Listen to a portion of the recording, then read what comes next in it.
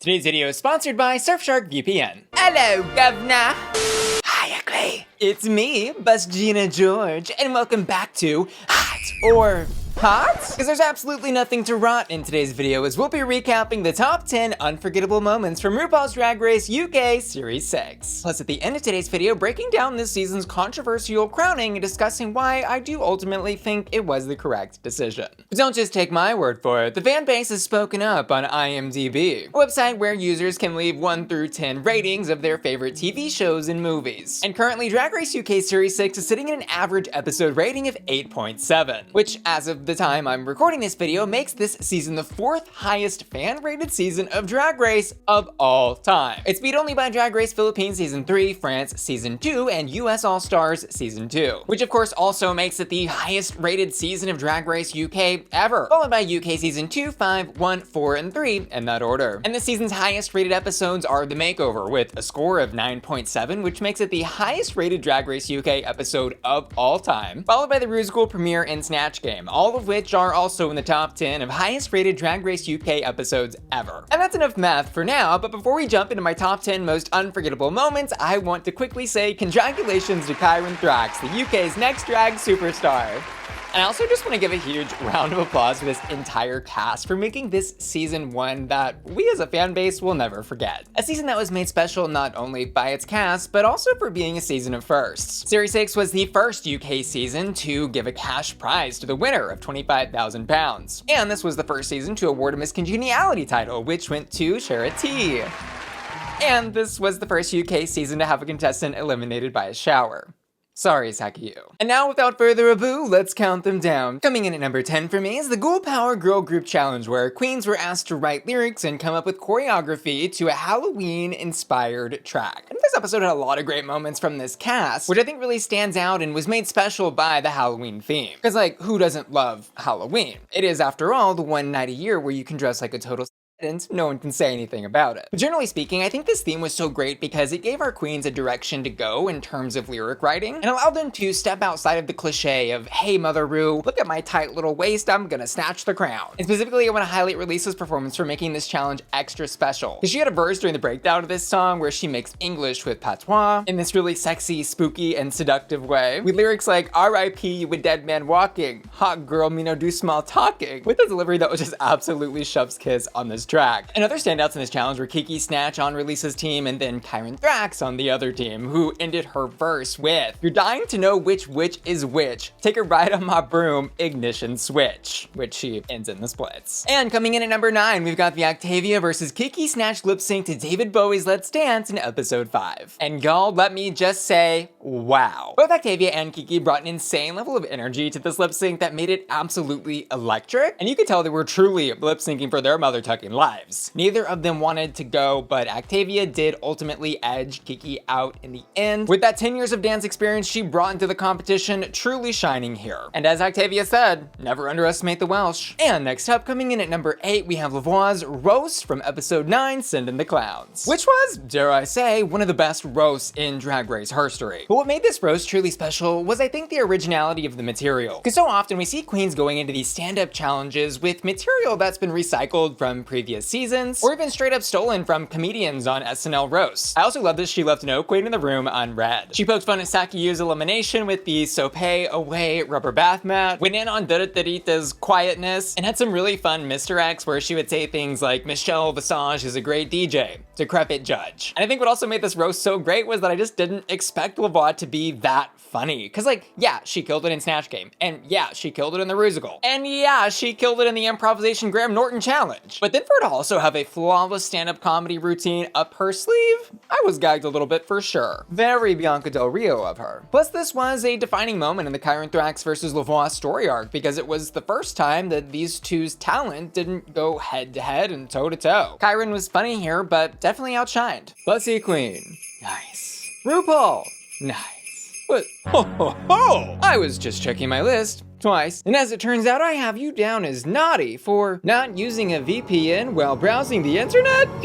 Well, have no fear. Surfshark VPN, the sponsor of today's video, is here. Cause here's the holiday tea. Whether you're using public Wi-Fi or browsing the internet at home without a VPN, you run the risk of leaving sensitive info like credit card numbers and bank logins completely exposed to Grinches who want to ruin the holidays. But with Surfshark, your internet traffic becomes encrypted, anonymized, and secured in a VPN tunnel in just one click, allowing you to unblock news outlets and social media websites that may be restricted in your home state or country, and of course unlock geo-restricted content on streaming platforms like every season of RuPaul's Drag Race. Let's get the best deals when shopping online this holiday season. And best of all, Surfshark can be used on all of your devices with unlimited device login. Give yourself or someone you love the gift of internet freedom this season and download Surfshark right now by visiting surfshark.com/Bussy. You'll get an extra 4 months of Surfshark at an unbeatable price when you use my link. Thanks Surfshark for sponsoring today's video. And next up, coming in at number 7, I've got the Lill vs Actavia lip sync to the Rocky Horror Picture Show's Time Warp. Another truly captivating performance from both queens involved. Their energy levels were in sync, they were both doing Time Warp choreography perfectly, but like in their own special way. And they were both dressed like some version of Princess Diana. But I think what made this lip sync extra special was the performance that we got from Lill, someone who had been critiqued a couple of times throughout this season, and specifically in this episode during the Rusical for being a little low energy. But girl, she flipped a switch, entered the Time Warp, and gave a big middle finger to all of her naysayers in this lip sync and absolutely proved that she should stay in this competition. I will also say though, if this lip sync had been a double Shantae, I wouldn't have been mad about it because both queens absolutely killed it. And next up, coming in at number 6, I've got Kyran Thrax's Cabaret talent show performance from the premiere, which was an incredible introduction to the subversive personality and comedic talent of Kyran Thrax. The setup for this number is Kyran's a French chef who will be preparing a meal for us with the help of a group on her back that she's named Susie, her daughter. But the twist is, cause y'all wanted a twist, eh? That Susie's got her own motives in mind and is sabotaging Kyran Thrax's sandwich preparation and wine pouring along the way. This was a perfect 1 or 2 woman show, I suppose. This showed off so many of Kyran's talents, including singing, writing, acting, and of course her ability to do the banana splits. And next up, coming in at number 5 is Marmalade's entire runway package. Episode after episode, Marmalade proved that she truly was the fashion queen of this season. And I was gonna just pick 1 or 2 looks here, but honestly, she 1, 2, 3, 4, 5, 6, 7, 8 on every single runway. And her fashion was impeccable all season, but if I had to pick 3 looks to take to the grave with me, I would take the Doctor Who Is She, the Night of 1000 Princess Dianas, and the crowd favorite, I think, semi-final vinyl looks. Which, by the way, as she talked about on her socials, she apparently was able to create this look for under $100. Come on, thrifty queen. Marmalade did not miss a single shot on the runway this season, and for that, I'm gonna give her all props to your mama. Seriously though, wow. Wow. And next up, coming in at number 4, we've got the Snatch game, which honestly was made special not by just one performance, but the amount of good performances across the board. We had Kyran Thrax doing an impeccable Elvis impersonation, where she was flirting with everyone on the panel, eating her burger cue card, and even almost dying of a heart attack. And there was of course Voix's Liza Minelli, who perfectly played with every other character on the Snatch game. I loved the joke about the cottage pie recipe and how it wasn't a cottage pie she made, it was just a pie that she found the recipe for in a cottage. Plus the hip replacement fake leg stunt was absolutely hilarious. We also had Charity's very strangely played Nadine Coyle that was absolutely hilarious, with this running bit about her auditioning for Mary Poppins. And Lil's Queen Victoria, who was too shy and proper to say the C word. And of course, I would be remiss to not acknowledge the absolute train wreck of a performance that Rileasa gave as a very strange, odd, crazed Rihanna, which wasn't funny, but certainly was interesting. And coming in at number 3, I've got the Kyran Thrax versus Voix lip sync for the crown to Don't Stop Me Now by Queen. And usually I don't like lip sync for the crowns, but this was such a pinnacle moment of this season for me because it represented this really awesome storytelling arc of Voix versus Kyran Thrax. 2 queens who couldn't be more different from each other, but shared so many of the same abilities and talents. And it was so cool to finally watch these 2 go head to head, one one final time after spending the entire season watching them go toe to toe. And yes, they both also did absolutely kill this lip sync and made it so fun and engaging with how they interacted with each other, even at one moment choking each other out. Truly, this moment was the perfect culmination of a rivalry that we got to see play out for 10 weeks, and also a great end piece on this season because you'll remember that these two actually lip synced before in the premiere. And next up, coming in at number 2, I'm gonna give it to the Rusical, which, like the Snatch game, was made special because there were so many stellar performances. Voix, who ultimately won this challenge, started off this Rusical with some Shirley Bassey vocals that absolutely left me shook. Because like we all knew that she could sing by this point in the competition, but I remember watching this with my jaw dropped. I don't think we have ever before heard a vocalist this talented on RuPaul's Drag Race go off in the way that she did. I've also here got to call out Kyran Thrax's George Michael, another stellar moment for her, both in impersonation and acting ability, and also in singing. Also phenomenal in this Rusical was Marmalade's Elton John, where she proved she could also sing the house down Bussy Escado.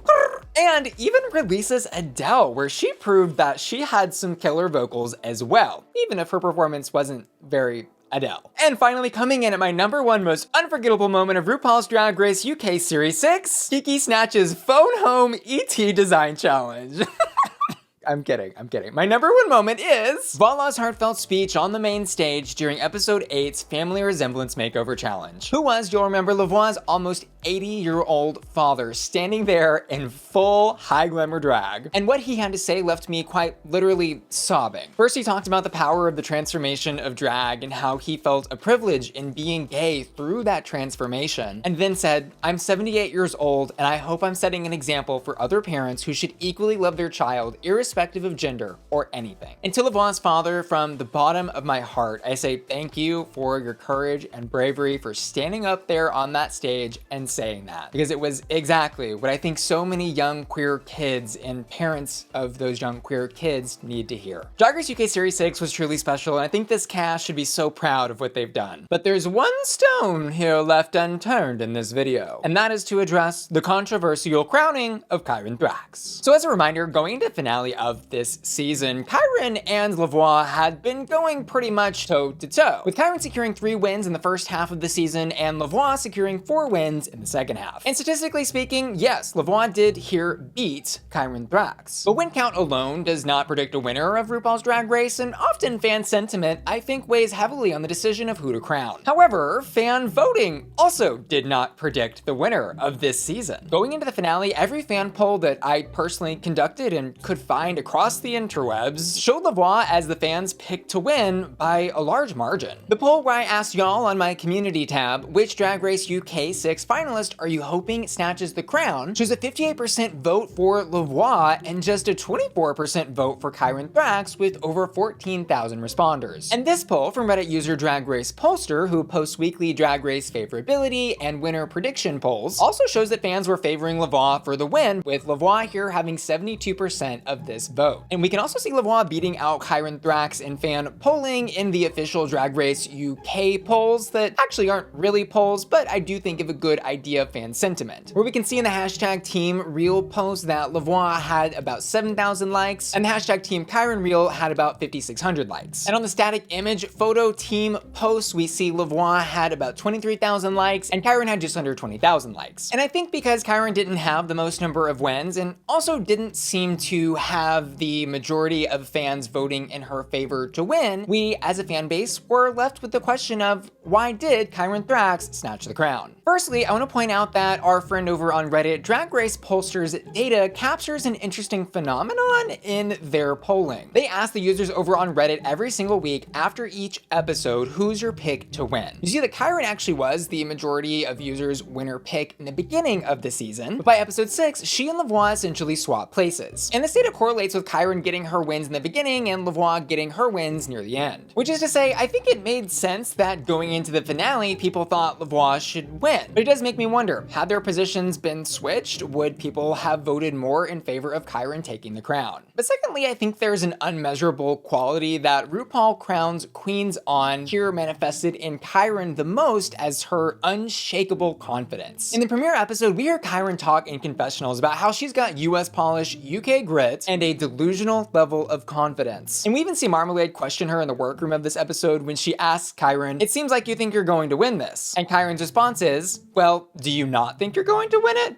Because you should." And this theme of palpable confidence from Kyran carries through not only the entire season, but is also a talking point of the finale interviews. Rue and Michelle ask Kyran where she gets her confidence from and talk about how it's not traditionally British. And what I think really resonated with Rue here was when Kyran said, "No one wants to see a self-conscious drag queen." And while I certainly wouldn't describe Voix as lacking confidence, I do think she approached this season with a little more hesitation, which we see become the focus of her finale interview. Michelle straight up asks Voix, "Did you expect to win 4 badges?" To which she responds, "Genuinely, I didn't think I would." And she then goes on to talk about how she thought the young kids would make her look dated. And in a moment of vulnerability, she also talks about how she's gotten used to not this time and thought that if she hadn't made her big break by 43, then maybe she just wasn't gonna get it. And finally, while Voix and Kyran Thrax were so closely matched in their talent levels showcased through all of these different types of challenges, I think we have to acknowledge that the 2 times these 2 queens were directly opposed to each other in a lip sync, Kyran Thrax won. The first being in the premiere where the judges decided she won, and the second being in the lip sync for the crown, where I would suppose this is maybe more of a personal opinion, but I do think Kyran won. And sure, while it makes sense that someone who sings for a living like Voix might not be better at lip syncing, we can't ignore that lip syncing is a foundational cornerstone of RuPaul's Drag Race. And Kyran Thrax is an amazing lip sync performer. But that's just my 2 cents, and I'd love to know what y'all thought about my top 10 unforgettable moments of the season. Did I get them right? Did I leave anything out? And I'd also love to know what you thought about the crowning. Did it make sense after all? And I want to give an extra special thanks to the sponsor of today's video, Surfshark VPN. Don't forget to use my link below and visit surfshark.com/Bussy to get an additional 4 months of Surfshark at an unbeatable price. And did I mention there's no risk in just trying it out, because Surfshark offers a 30-day money-back guarantee. And lastly, I want to give an extra special shout out to Zeventon and Nikiruka Buthalizi, who've just joined my Patreon at the hot tier, and Ashton, Felicia, Matthew Burns, Mikal Minst, and Will and Tanner, who are all supporting me at the Bussy Queen Collector tier at patreon.com/BussyQueen. See you later. Love ya. Bye. Hello, governor.